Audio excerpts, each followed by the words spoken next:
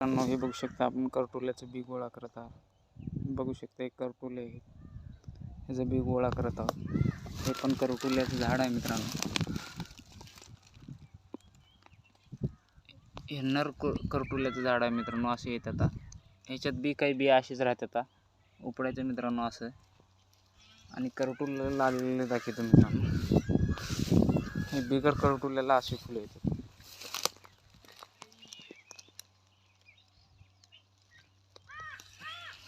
आपल्या दुऱ्यावर आहे हे महाराण आहे मित्रांनो. आता वर जाचाल तसं चढ आहे. आपण आता इथं काढले करटोल्याचं बी. बघू शकता एक करटोले लागलेले होत असं मित्रांनो.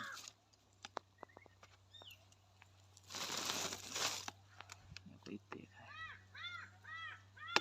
हे त्याचं बेल आहे.